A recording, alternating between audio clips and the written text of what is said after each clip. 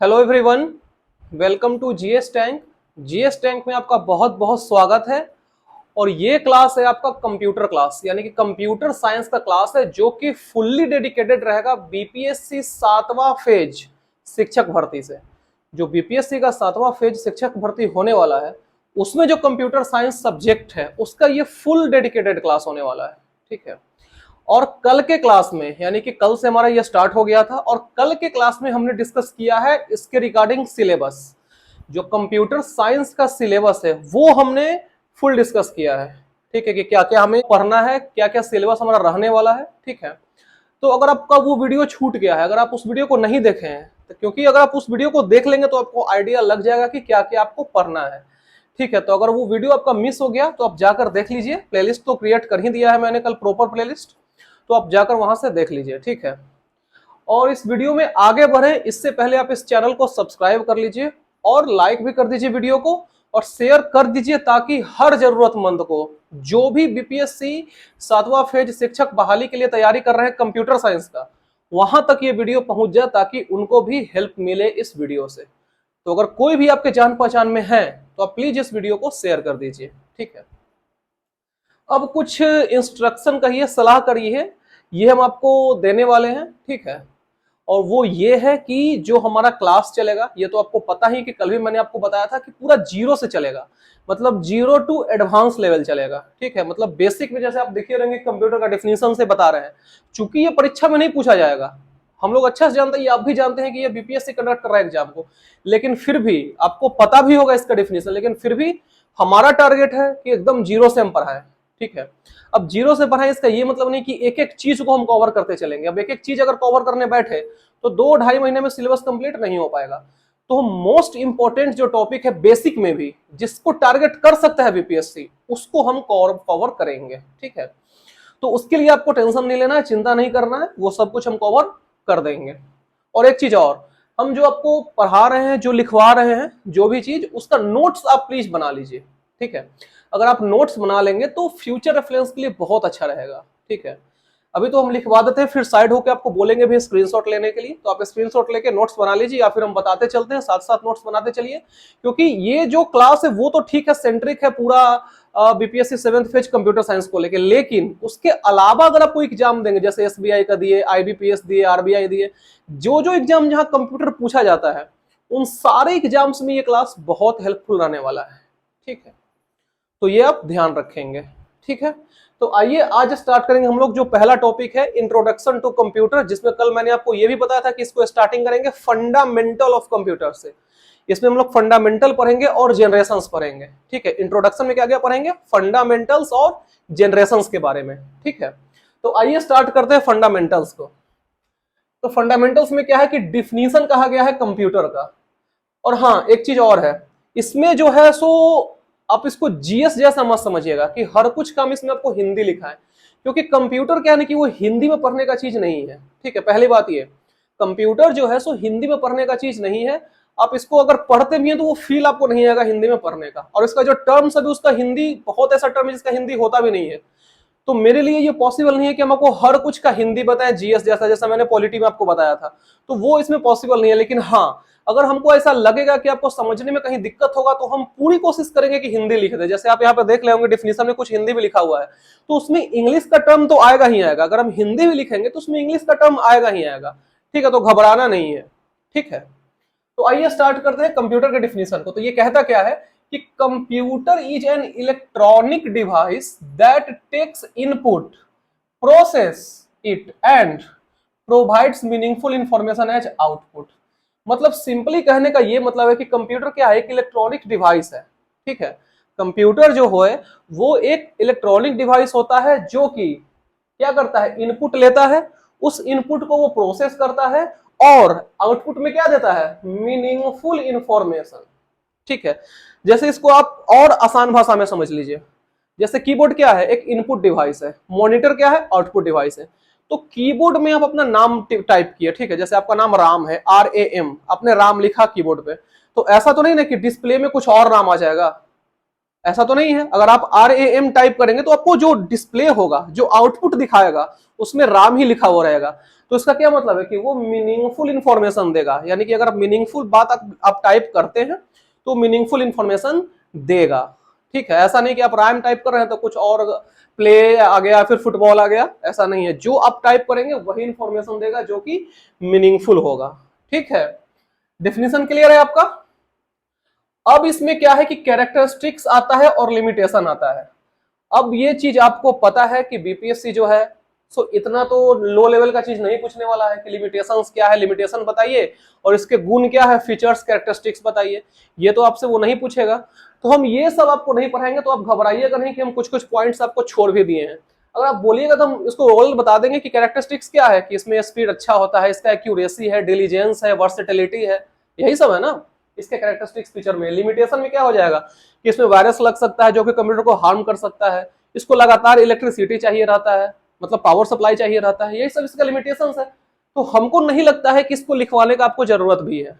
ठीक है, लिखवाने लगेंगे टाइम बहुत लग जाएगा, और आपको पता है कि लिमिटेड टाइम है, 2 से 2.5 महीने में हमें सिलेबस भी कंप्लीट करना है। ये तो अभी फिलहाल फंडामेंटल और बेसिक्स चल रहा है, जब एडवांस में पहुंचेंगे हम लोग ऑपरेटिंग सिस्टम डीबीएमएस तो उसमें बहुत टाइम लग सकता है। ठीक है, तो हम ट्राई करेंगे कि यहां से टाइम बचा के मेन टाइम वहां पे दें, है ना।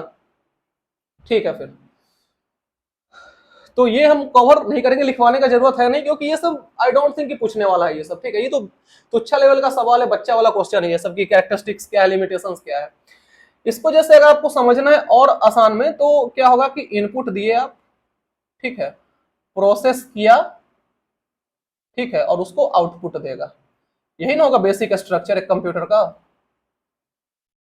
इनपुट दिए, प्रोसेस करेगा और आउटपुट दे देगा, एकदम बेसिक है, 5-6 वाला बात है ये। 5-6 क्लास में जो आपने पढ़ा होगा वही ये बात है। ठीक है, अब आते हैं डायरेक्ट इसके मेन कंपोनेंट्स पे। इसका मेन जो पार्ट पुर्जा जिसको बोलते हैं कि पार्ट्स क्या है, कंपोनेंट क्या है, इसको एग्जैक्ट हिंदी बोले तो अवयव बोलते हैं इसको। लेकिन फिर वही बात है कि कंप्यूटर को हिंदी में पढ़ने में फील आएगा नहीं, इसलिए हम बात कर रहे हैं यहाँ पे मेन कंपोनेंट्स, कंपोनेंट टर्म की बात कर रहे हैं।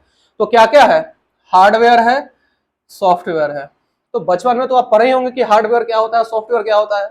जिसको हाथ से छू रहे हैं वो हार्डवेयर है, जो छुआ नहीं जा सकता सॉफ्टवेयर है। ये 3-4 क्लास 5 क्लास में आपने जरूर पढ़ा होगा, है ना। और आपके मन में ये भी आ रहा होगा कि अगर कहीं आप पढ़ेंगे बुक वगैरह में तो उसमें लगा कि 3-4-5 कंपोनेंट दिया रहता है, तो वो जो 3-4-5 कंपोनेंट रहता है ना, वो हार्डवेयर वाला ही एलेबोरेट कर देगा कि सीपीयू हो गया, आपका मदरबोर्ड हो गया। ठीक है, तो ये सब किस में आ जाता है, हार्डवेयर में आ जाता है। और सॉफ्टवेयर में क्या क्या आ जाएगा, सॉफ्टवेयर में आप आ जाएगा एप्लीकेशन सॉफ्टवेयर, ऐप सिर्फ लेते हैं, ऐप SW यानी एप्लीकेशन सॉफ्टवेयर, सिस्टम सॉफ्टवेयर, है ना। ये सब किस में आ जाएगा, आपका सॉफ्टवेयर में आ जाएगा। तो आप इसको शॉर्ट में ऐसा बोल सकते हैं कि कंप्यूटर क्या होता है, is a combination of hardware and software. बोल सकते हैं ना कि computer is a combination of hardware and software. Hardware plus software क्या होगा, कंप्यूटर हो जाएगा। क्लियर है पॉइंट, कोई दिक्कत यहां तक आपको नहीं होना चाहिए। ठीक है, इसके बाद हम लोग आते हैं क्लासिफिकेशंस पे, जिसको वर्गीकृत बोलते हैं, है ना। क्लासिफिकेशंस पे आते हैं। तो इसका जो क्लासिफिकेशन होता है वो 3 बेसिस पे होता है। ठीक है, एक होता है कि काम के बेसिस पे, एक होगा उसके शेप एंड साइज के बेसिस पे, और एक होता है पर्पस के बेसिस पे, यानी कि जो क्या उद्देश्य के लिए यूज किया जा रहा है उसके लिए होता है। ठीक है, तो इसमें जो इंपॉर्टेंट है, ठीक है, ये तो हम लिख दिए हैं 3, लेकिन इंपॉर्टेंट इसमें 2 ही है।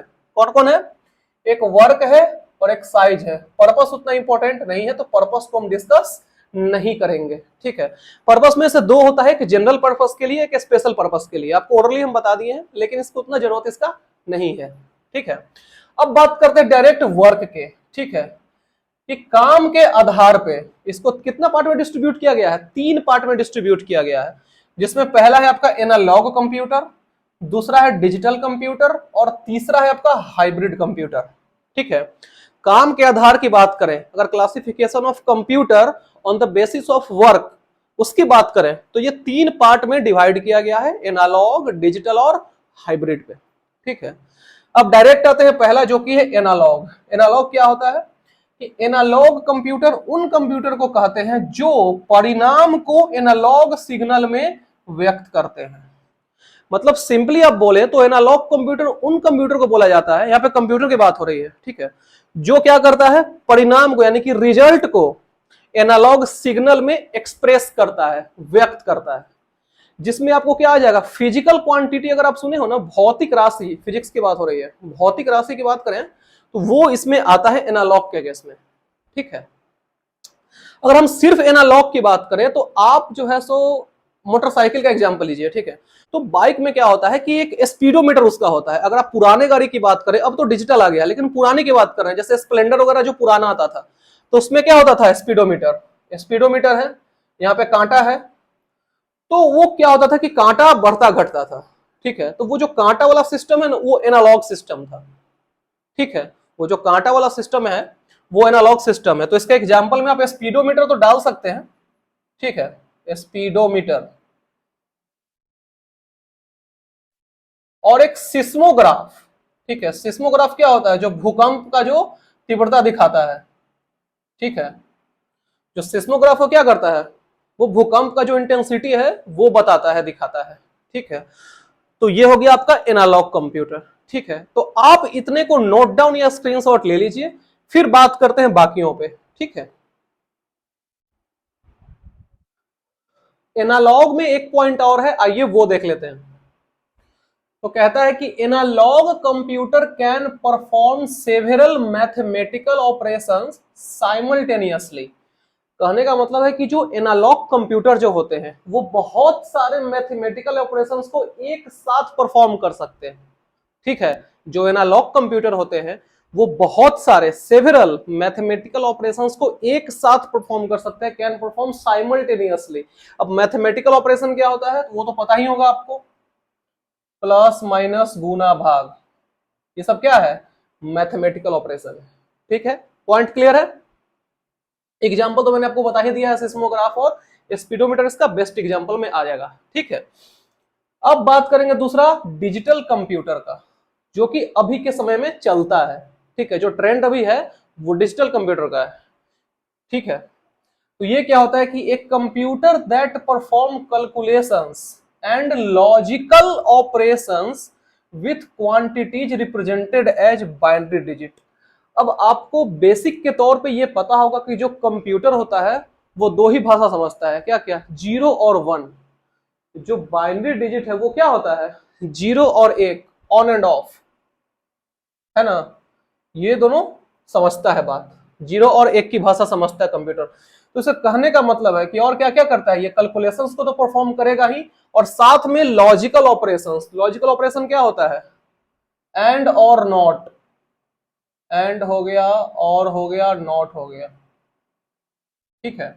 ये सब क्या है, लॉजिकल ऑपरेशंस है। अगर ये बारे में अगर आपको नहीं पता है तो ये डिटेल्स हम आगे पढ़ाएंगे, ठीक है। जो 001 100 ये जो आप सुने होंगे वही ये होता है, ठीक है।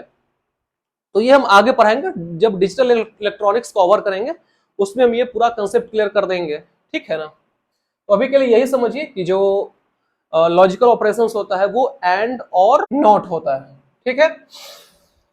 अब बात करते हैं इसके एग्जाम्पल का। तो इसके एग्जाम्पल में क्या आ जाएगा, डेस्कटॉप, लैपटॉप, जो आप अभी के डेट में यूज करते हैं, जो मैंने अभी बताया किसका ट्रेंड है, क्या है, डेस्कटॉप, जिसको बोलते हैं क्या, पीसी जो होता है, पर्सनल कंप्यूटर, ठीक है, वो इसके एग्जाम्पल में आ जाएगा। क्लियर है डिजिटल कंप्यूटर। अब आते हैं हाइब्रिड पे। तो ये नाम से आपको क्लियर हो कि हाइब्रिड किसको बोलते हैं, जो कॉम्बिनेशन होता है किसका, एनालॉग प्लस डिजिटल का। हाइब्रिड जो होता है वो क्या होता है, एनालॉग और डिजिटल का कॉम्बिनेशन, ठीक है। तो यही बात यहां लिखा हुआ है कि एक computer that combines the characteristics of digital as well as analog computer. यानी कि हाइब्रिड कंप्यूटर्स उन कंप्यूटर को बोलेंगे जिसमें डिजिटल और एनालॉग दोनों का गुण हो, दोनों का क्या हो, कैरेक्टरिस्टिक्स हो, ठीक है। तो आप इसको सिंपली ये ऐसे लिख सकते हैं कि हाइब्रिड इक्वल्स क्या हो जाएगा, एनालॉग प्लस डिजिटल, ठीक है। और इसके अगर एग्जांपल की बात करें तो बेस्ट एग्जांपल इसका ईसीजी मशीन, जो इलेक्ट्रोकार्डियोग्राम जो मशीन होता है वो इसका बेस्ट एग्जांपल है, जिसमें एनालॉग सिग्नल भी आएगा और साथ ही साथ डिजिटल का भी ऑपरेशंस परफॉर्म होगा, ठीक है। तो ये हो जाएगा आपका क्या, ईसीजी मशीन। तो आई होप कि जो on the basis of work जो हमारा पहला टाइप है जिसमें 3 हमने पढ़ा, एनालॉग, डिजिटल और हाइब्रिड, वो आपका क्लियर हो गया होगा। ठीक है, इसके बाद हम लोग आएंगे सेकंड पे जो कि है on the basis of size.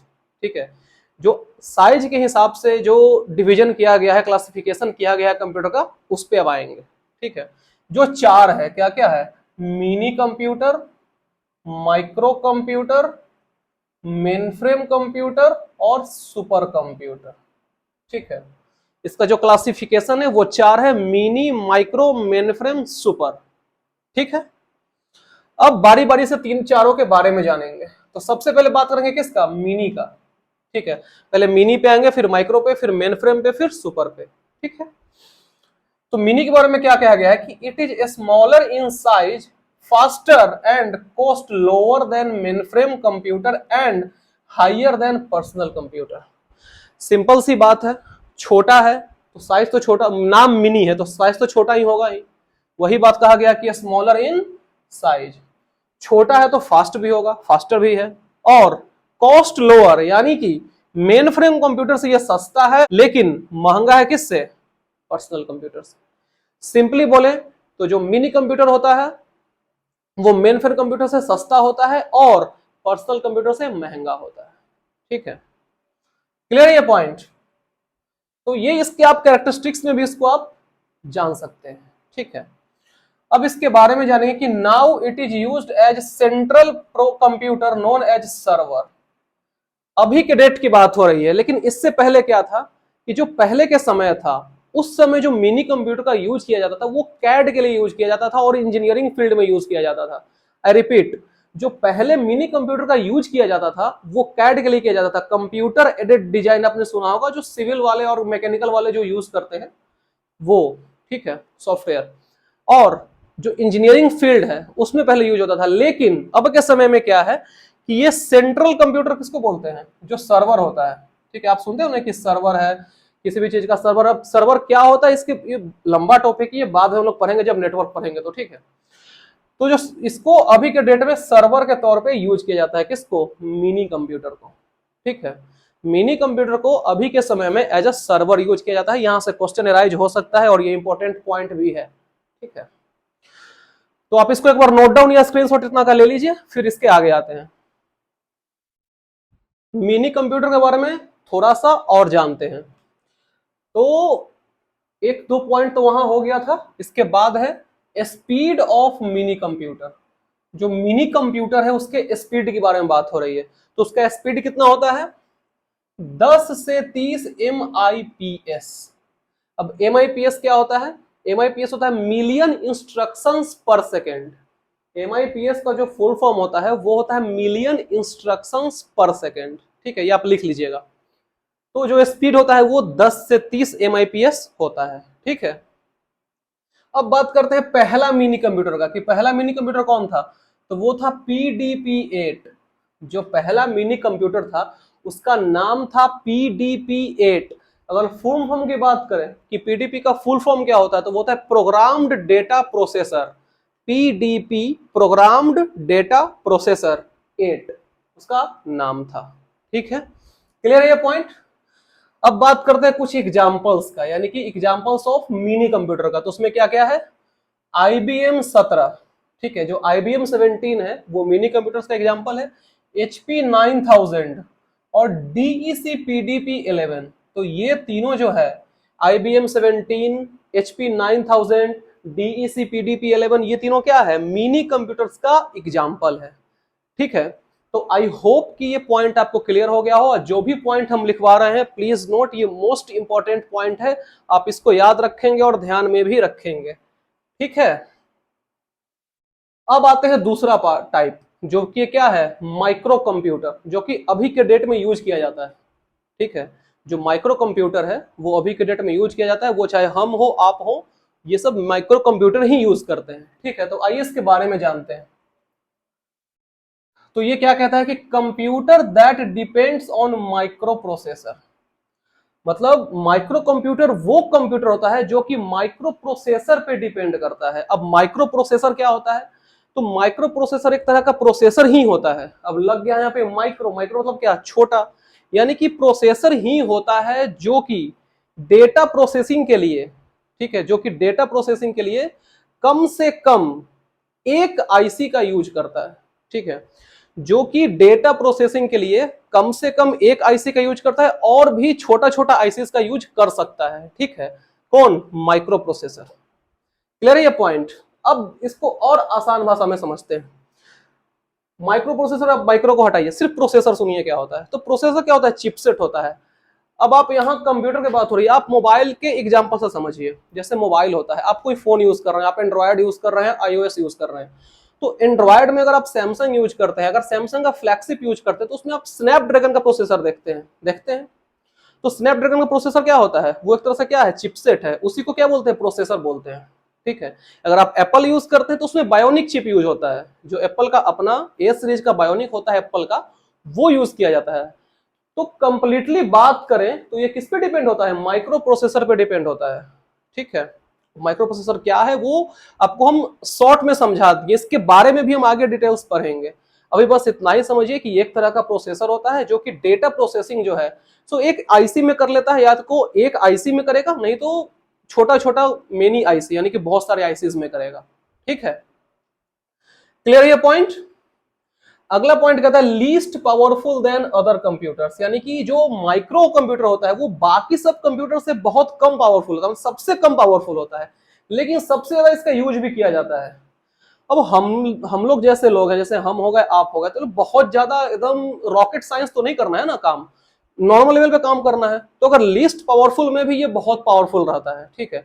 जैसे बाकी से अगर कंपेयर किया जाए, मेन फ्रेम हो गया, सुपर हो गया, मिनी हो गया, उससे सबसे कम पावरफुल होता है, लेकिन फिर भी इसके पास इतना पावर होता है कि हम लोग अपना डेली वर्क इस पे कर सकते हैं आसानी से, ठीक है। और इसीलिए इसको क्या कहा जाता है, पोर्टेबल कंप्यूटर भी कहा जाता है। पोर्टेबल मतलब क्या हो गया कि आसानी से आप कहीं इसको कैरी कर सकते हैं। जैसे आपको कहीं एक जगह से दूसरी जगह ट्रेवल करना है, तो आपके पास अगर लैपटॉप है, आसानी से बैग में घुसा है, लेके चल दिए। अब आजकल डेस्कटॉप की भी बात करें, ठीक है, इसके अगर टाइप की बात करें तो इसमें तीन हो गया, आपको डेस्कटॉप हो गया, लैपटॉप हो गया और पाम टॉप हो गया, ठीक है।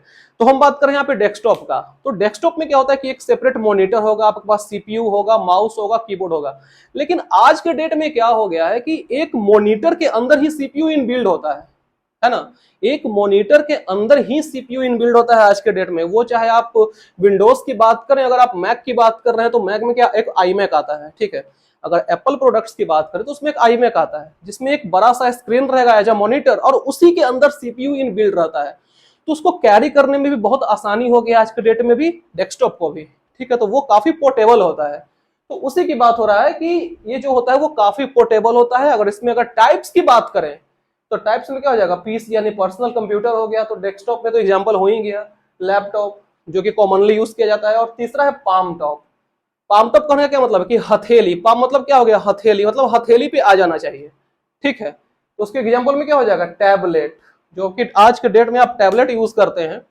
जैसे ये आपका टैबलेट हो गया, ठीक है, ये टैबलेट है, तो ये क्या है कि एक पाम में आ गया, ठीक है। तो इसमें ऐसे करके आप इसको यूज भी कर सकते हैं, है ना, ऐसे करके आप इसको यूज कर सकते हैं। तो ये किसके एग्जांपल में आ गया, पाम टॉप के एग्जांपल में आ गया। अब बात करते हैं, पाम टॉप के एग्जांपल की बात हो गया, तो मैंने आपको बताया था कि इसमें माइक्रो प्रोसेसर का यूज किया जाता है। तो माइक्रो प्रोसेसर की बात करें तो इसमें भी प्रोसेसर लगा हुआ है, इसमें भी माइक्रो प्रोसेसर है, ठीक है। आपको हम लाइव एग्जांपल से बताते हैं कि इसमें प्रोसेसर, आप खोल के तो आपको नहीं दिखाएंगे ना, लेकिन हाँ इसमें प्रोसेसर है। अगर बात करें इस खास टैबलेट की, तो ये आईपैड है जिसमें कि ए सीरीज का बायोनिक चिप यूज किया गया है, A13 बायोनिक। तो क्या हो गया, that depends on micro processor. तो ये इसमें जो ऑपरेशंस परफॉर्म हो रहा है वो किस पे डिपेंड कर रहा है, माइक्रो प्रोसेसर पे डिपेंड कर रहा है। आई होप कि ये पॉइंट आपको क्रिस्टल क्लियर हो गया होगा, ठीक है। तो माइक्रो के बाद अब आते हैं हम लोग मेन फ्रेम पे। दो टाइप कंप्लीट हो गया, अब आते हैं मेन फ्रेम पे। तो मेन फ्रेम क्या होता है कि main frame computers are capable of great and high processing speed and data storage. जो मेन फ्रेम कंप्यूटर होता है उसमें बहुत ही हाई, मतलब हाई प्रोसेसिंग स्पीड होता है, और इसमें डेटा स्टोरेज भी बहुत ज्यादा होता है, ठीक है। सिंपली समझेंगे तो बहुत ज्यादा इसमें स्टोरेज होता है, बहुत ज्यादा स्टोरेज। जैसे मान लीजिए कि कोई कॉर्पोरेट, यहाँ पे एग्जांपल में भी बात करें तो कॉर्पोरेट और गवर्नमेंट ऑर्गेनाइजेशन में इसका यूज किया जाता है। तो जैसे कॉर्पोरेट में बात करें मतलब क्या हो गया, प्राइवेट कंपनीज की बात हो रही है। तो प्राइवेट कंपनीज जैसे एप्पल, गूगल बहुत बड़ा बड़ा कंपनी है, तो वो माइक्रो कंप्यूटर में तो अपना डेटा स्टोर नहीं कर सकता है। ऐसा तो नहीं है कि उसके पास 500-600 जीबी डेटा है, एक हार्ड डिस्क खरीदा रख लिया, नहीं, उसके पास मिलियंस ऑफ जीबीस डेटा रहता है, मिलियंस ऑफ टीबीस डेटा रहता है। तो वो माइक्रो यूज नहीं कर सकता है, उसको मेन फ्रेम यूज करना पड़ेगा। क्यों? क्योंकि इसमें डेटा प्रोसेसिंग बहुत हाई स्पीड का होता है, प्लस इसमें डेटा स्टोरेज बहुत ज्यादा होता है, तो उसको मेन फ्रेम यूज करना पड़ता है। तो यही बात यहां लिखा हुआ है कि these computers are used by corporate organisation, government organisation, यानी कि सरकारी के ऑर्गेनाइजेशन की भी बात करें, ठीक है, जो सरकारी संस्थानों की भी बात करें जो हाई लेवल्स के हैं, उसमें भी मेन फ्रेम कंप्यूटर यूज किया जाता है, उसमें कम स्टोरेज से उनका काम नहीं चलेगा। ठीक है, क्लियर है? अब बात करते हैं इसके एग्जाम्पल की। तो एग्जाम्पल में क्या आ जाएगा, IBM 370, ठीक है, यूनिवैक 1110 और IBM S390, ये सब जो है वो किसका एग्जाम्पल है, मेन फ्रेम कंप्यूटर का एग्जाम्पल है। ठीक है, क्लियर है ये पॉइंट? इसमें बस आपको दो चीज ध्यान में रखना है कि बहुत हाई स्पीड इसमें डेटा होता है, ठीक है, मतलब प्रोसेसिंग की बात हो रही है, डेटा होता है प्लस डेटा स्टोरेज इसका बहुत ज्यादा होता है। ठीक है, और इसका यूज कहां किया जाता है, कॉर्पोरेट सेक्टर में और गवर्नमेंट सेक्टर में। ठीक है, ऑर्गेनाइजेशंस की बात हो रही है, सेक्टर मतलब ऑर्गेनाइजेशंस की बात हो रही है। ठीक है, तो क्लियर है आपका मेन फ्रेम कंप्यूटर। तो अब आते हैं लास्ट, जो कि चौथा है क्या, सुपर कंप्यूटर। नाम से ही क्लियर है कि सुपर कंप्यूटर मतलब सुपर मतलब क्या, कंप्यूटर से भी ऊपर, मतलब क्या, बहुत ज्यादा पावरफुल, बहुत ज्यादा एक्सपेंसिव, बहुत ज्यादा एरिया कवर करेगा, मतलब बहुत ज्यादा जगह लेगा रखने में। नाम से तो आधा चीज ऐसे ही क्लियर हो गया। तो लिखा हुआ है कि it is the fastest, biggest and most expensive computer. अब सुपर नाम अगर है तो कुछ सोच समझ के रखा गया होगा। सबसे तेज भी है, सबसे बड़ा भी है, और मोस्ट एक्सपेंसिव, बहुत महंगा, सबसे महंगा है ये। ठीक है, तो इतना से तो क्लियर हो गया कि हम लोग तो इसको यूज करेंगे नहीं, ऑब्वियस सी बात है, इतना चीज का लेकर हम लोग करेंगे क्या। तो एग्जाम्पल आगे देखेंगे। अगला बात करते हैं कि speed of super computer is measured in, अगर सुपर कंप्यूटर का स्पीड को मेजर करना है तो वो किसमें करते हैं स्पीड को मेजर, फ्लॉप्स। उसका जो स्पीड जो मेजर करते हैं उसको करते हैं किसमें, फ्लॉप्स में, यानी कि फ्लोटिंग पॉइंट ऑपरेशंस पर सेकेंड। अगर फ्लॉप्स की बात करें तो यहां लिख दे रहे हैं, ठीक है, फ्लॉप्स मतलब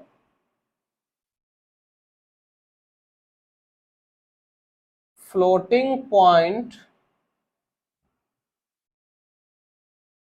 ऑपरेशंस पर सेकेंड।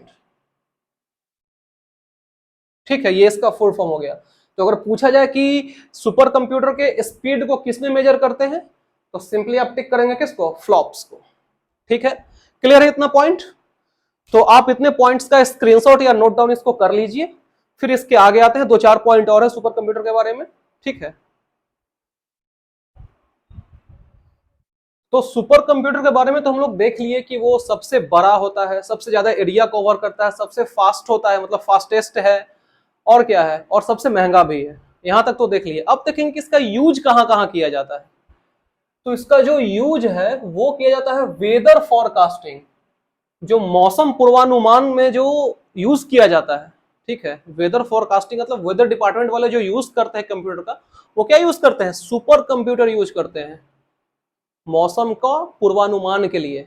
ठीक है, और इसका यूज कहां किया जाता है, न्यूक्लियर रिसर्च, न्यूक्लियर रिसर्च जो होता है उसमें यूज किया जाता है, किसका, सुपर कंप्यूटर का। और किसमें किया जाता है, मिलिट्री एजेंसी में भी इसका यूज किया जाता है, और साथ ही साथ साइंटिफिक रिसर्च लैब, साइंटिस्ट लोग जहां पे रिसर्च करते हैं वहां पे इसका यूज किया जाता है। ठीक है, क्लियर है पॉइंट, 80 से लगा दिए, और भी है कोई कोई डिपार्टमेंट, लेकिन ये सब इंपॉर्टेंट है।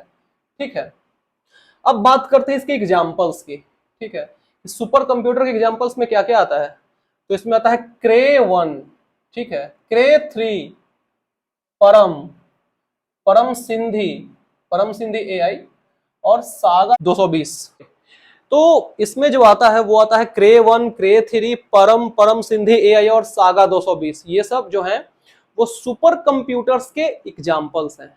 ठीक है, और यही बात करते हैं अगर परम के फुल फॉर्म की, तो इसका फुल फॉर्म होता है पैरेलल मशीन,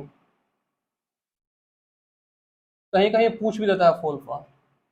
वैसे फुल फॉर्म आपको सारा हम लिखवाएंगे आगे, ठीक है, अभी तो आप सिर्फ टॉपिक पढ़िए, फुल फॉर्म्स का टेंशन मत लीजिए, वो हम लिखवाएंगे आपको, ठीक है। तो ये इंपॉर्टेंट पॉइंट्स हो गया किससे रिलेटेड, सुपर कंप्यूटर से रिलेटेड, ठीक है। अब इसके बारे में कुछ इंपॉर्टेंट फैक्ट्स जानेंगे, कुछ इंपॉर्टेंट पॉइंट है जो सुपर कंप्यूटर से रिलेट करता है, तो आइए उसको देखते हैं।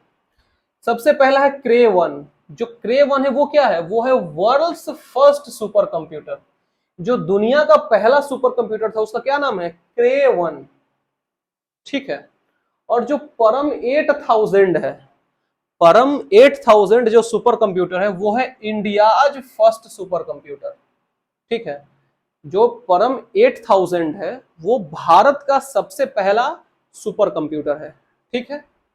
अगला बात करते हैं परम सिंधी एआई का, ठीक है। परम सिंधी एआई ये क्या है, इंडियाज फास्टेस्ट सुपर कंप्यूटर।